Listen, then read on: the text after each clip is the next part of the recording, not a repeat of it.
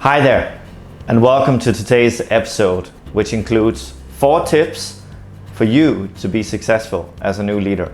They're called People, Performance, Product, and Business. I'm going to talk through all 4 of those in more detail. And if you stick around, there will also be a 5th piece of advice at the end of this video. But before we get started, congratulations on being promoted. That's hopefully why you're here. My name is Glenn Berkliff, and I'm the host of this channel. I have 20 years of leadership experience across Europe and Asia, and hopefully these pieces of advice can help you become a better version of yourself as a leader. Before we get started on the video, I want you to share in the comments field below, what is the thing that you're most worried about when you're now becoming a first-time leader? All right, so let's get into it. The first P is people. People are crucially important for you. You are now leading other people. They're human beings. They are not numbers or objects.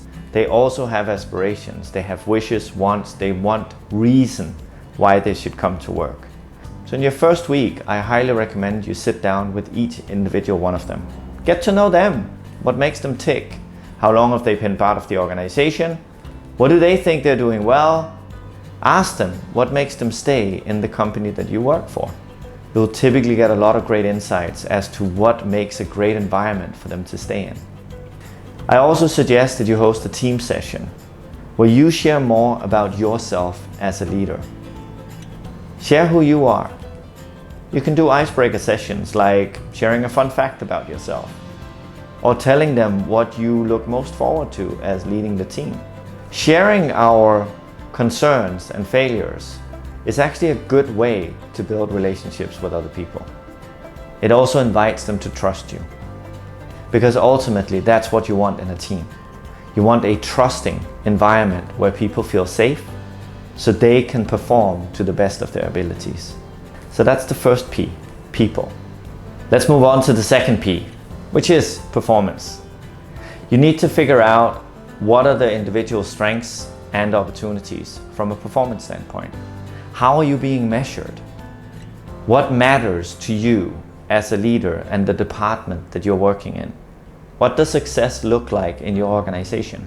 There are typically key performance indicators or KPIs that you have to look at and understand how your team is performing on each of those. It may be customer satisfaction scores. It may be how productive your team is. Things like average handle time, first contact resolutions, and others. Map out your team and how they are performing in each of those buckets. Make sure you set clear expectations with your team as to what is expected and what good looks like. Make sure everybody's on the same page. No one should be in doubt about what it means to be performing well, and no one should be in doubt about what it means to not perform. So make sure that you spend time with your team to help explain that. Once the performance metrics are established, you also want to make sure that you regularly touch base with your team on how that performance is going against the goals that you set out, or milestones. Set up team meetings and one-to-ones to connect with your team on a regular basis, not only to go through performance metrics, but also to talk about development, talk about them as human beings. So that's going back to our first P on people, but this rounds up our second P on performance. The third P is product. This is what you do. This is what the team does. The what. Depending on the organization you work in and the team that you're leading, the what can be very different things. You can lead a team of HR professionals, and you can also lead a team of baristas in a coffee shop. Essentially, what you do is not as important as about you understanding what you do. So make sure as a new leader you spend time understanding what your team does. If you're a barista, you want to understand what coffees are you using, how do you make the coffee, what steps do the team members go through, what makes a good coffee, how does that look like. But most of the time, you don't do the job, your team does. So you are stepping further away from what the team does, but that doesn't mean that you should not have an in-depth understanding of how the job is conducted. Because when you know that, you can coach your team members better. Last is not a P, it's a B, and it's for business. What's the organization you work in?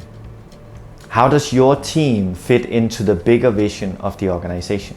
So if you're a back office team that helps provide supplies, you need to make sure that you understand how your team links to the team that you're supporting. Let's call them your customers. Get to know how they work and get to know how you fit in and your department fits in to the big machine that is the organization you work for.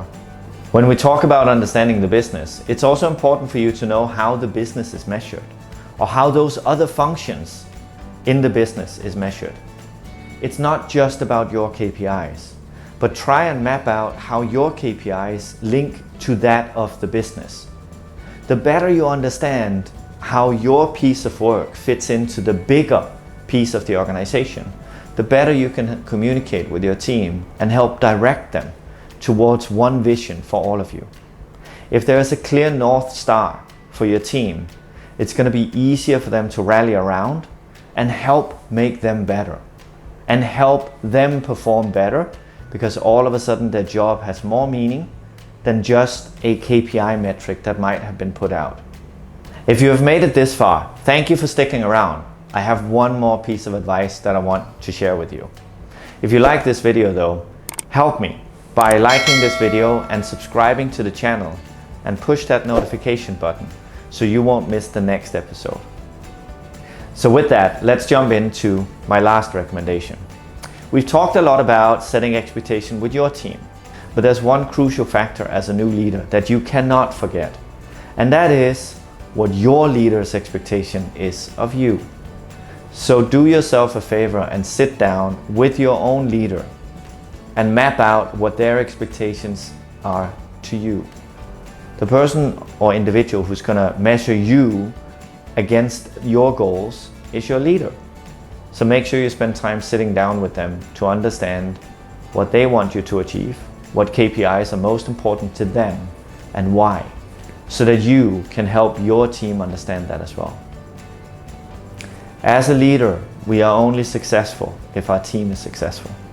So your core focus as a leader, it starts with people. So if we've just gone through it, people, performance, product, business, and align expectations with your leader. That's the 5th bonus recommendation. You are unable to succeed as a leader without your team. If your team is not behind you, if they don't trust you, if you don't trust them, all those activities are not going to come to fruition in the best way possible.